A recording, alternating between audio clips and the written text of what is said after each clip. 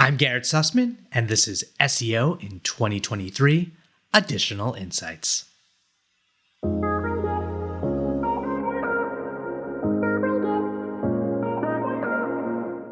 Garrett, what's your additional insight for SEO in 2023? Well, my insight has to do with the proliferation of Chat GPT, this whole concept around using AI generation in your content creation and for a variety of SEO purposes. Proliferation is certainly the right word, even though it can be a bit challenging to say. It's the appropriate thing to say because we're recording this in January 2023 and it was only launched last month, but everyone is talking about it, testing it, seeing what it can be used for. So what can it be used for and what shouldn't it be used for? Well, first off, it's really important to understand that it is a tool.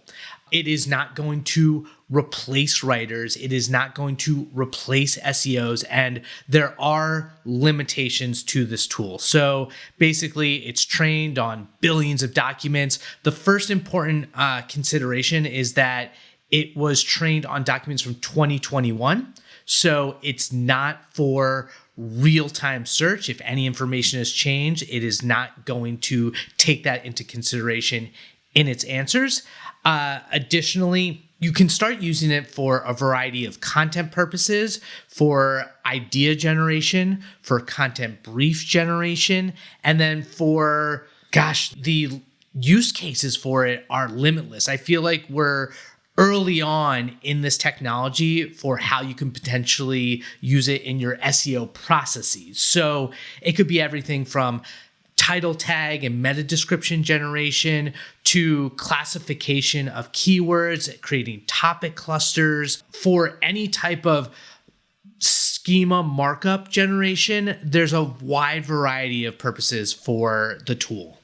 Yeah, I love how you led with idea generation there. I think there's a wonderful opportunity just to augment what people are thinking or what other research tools are providing you with in terms of what topic you should perhaps be using. So does that mean that you're potentially against asking it a question, copy and pasting the answer and just using that as a blog post?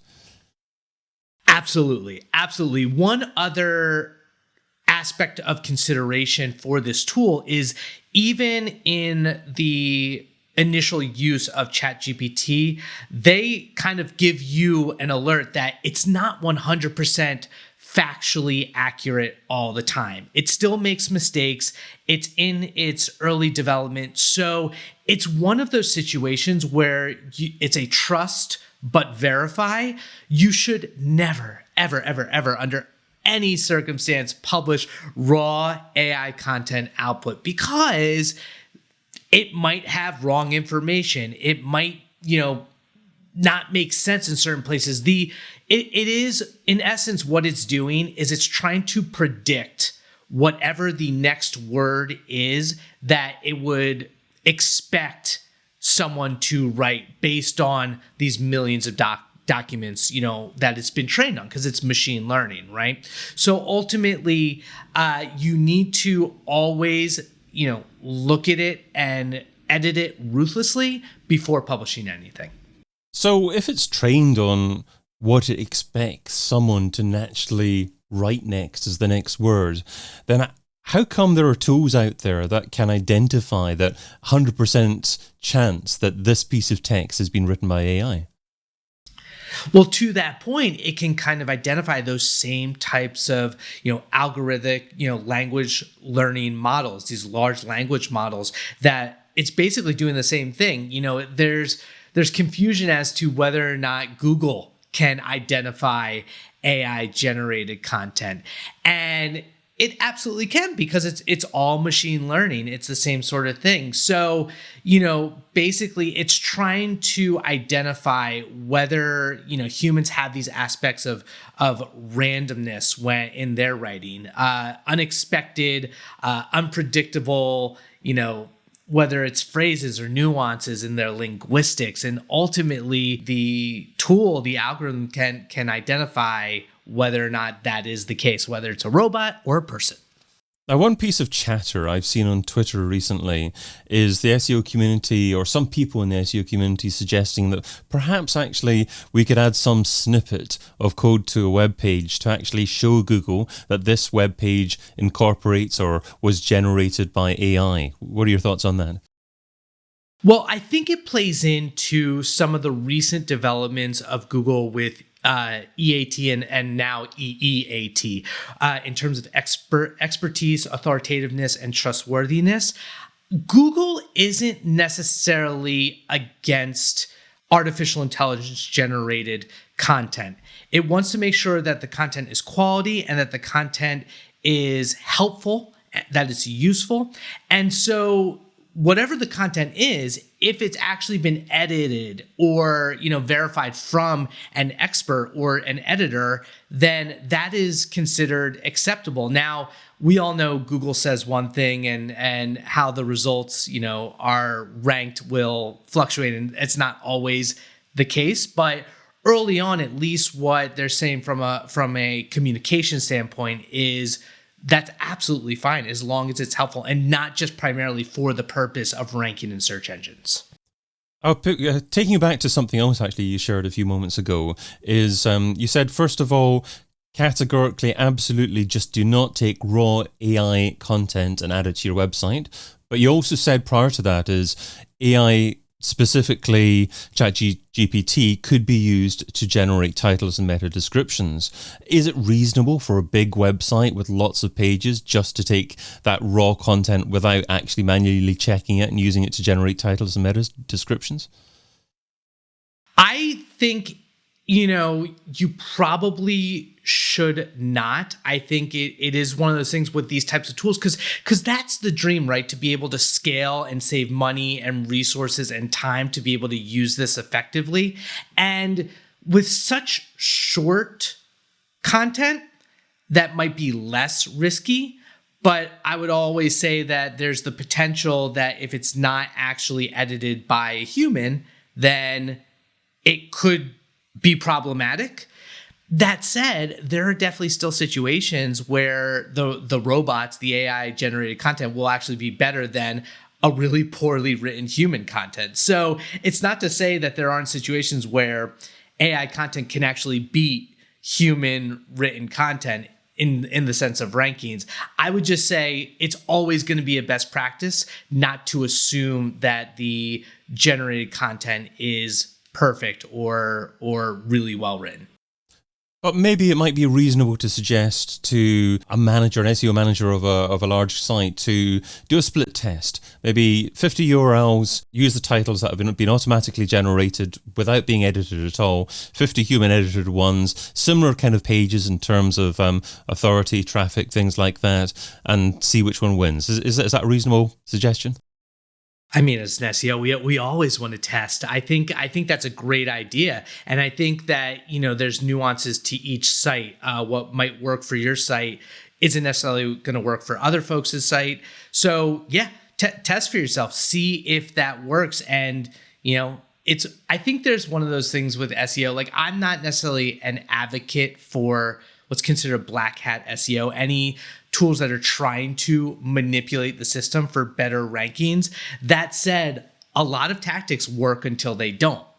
They're just, you need to consider. And we're also, as I was saying at the beginning, we're at the nascence of this technology. It's only going to get better. I think where we're at now is going to look far different in 3, 5, 10 years. There's already talk about GPT-4, which is the next version of this tool that's been trained on a trillion plus different parameters. Yeah. It's going to make this version look like child's play.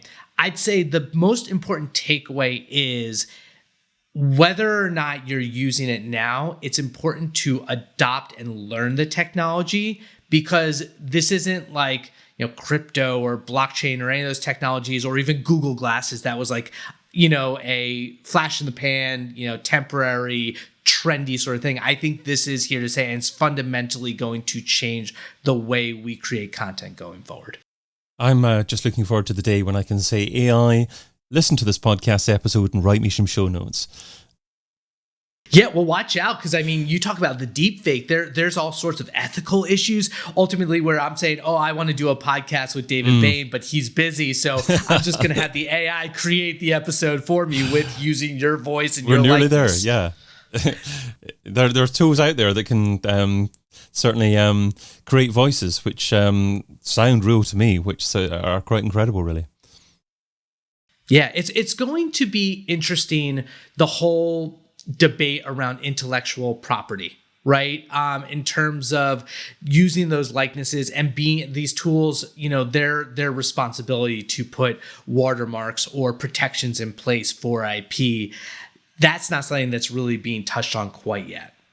Are there any other AI content tools that you'd like to talk about, that you'd like to recommend? Because obviously we've been chatting about Chat GPT, and that's something that's just been launched relatively recently. We've had other AI content tools that have been available for maybe a couple of years or so. Is there anything that's catching your eye at the moment? Yeah, I think there are actually some interesting ones. Now, naturally, any of the AI generation tools like Jasper or Copy.ai are, using a lot of OpenAI technology for content briefs, which is another use case that I think is incredibly valuable. Phrase and Surfer SEO are great AI tools.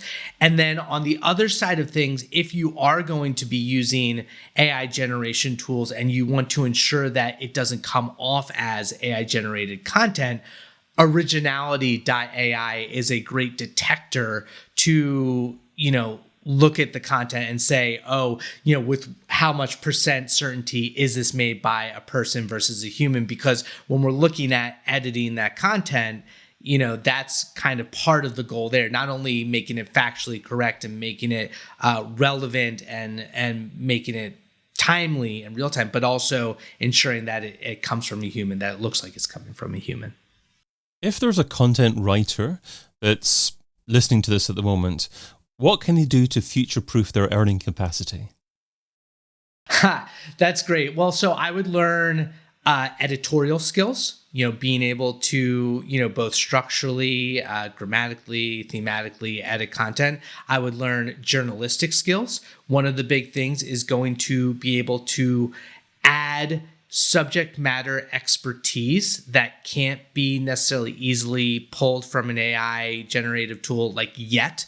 So that might be interviewing, the ability to find the right subject matter experts and incorporate that into the content. I think those two skill sets are going to be really important. And then ultimately prompt engineering, the skill set to be able to communicate exactly what you want the AI to produce, because just because we can ask it to do anything doesn't mean we're not necessarily great at asking it for the right things. That's going to be a skill set in its own right.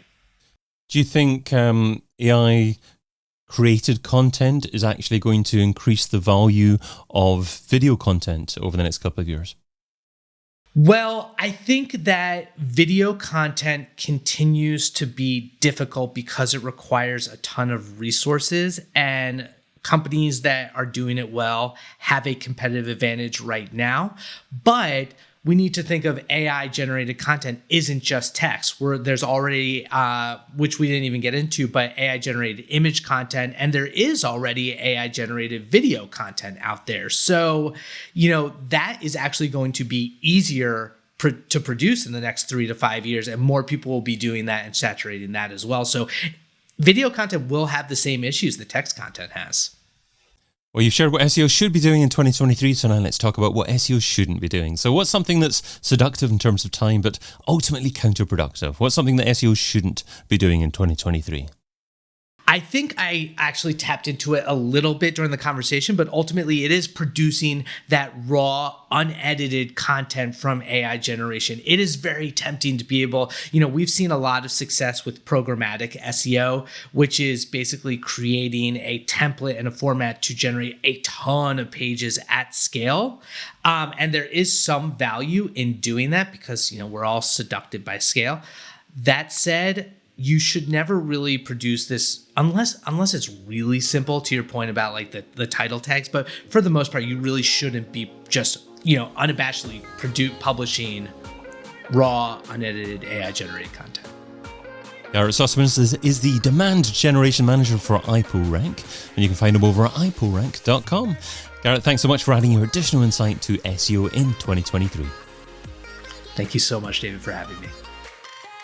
I've been your host, David Bain, and you've been listening to SEO in 2023 Additional Insights, a majestic series that complements the original SEO in 2023 podcast, video series, and book. Find out more over at SEOin2023.com.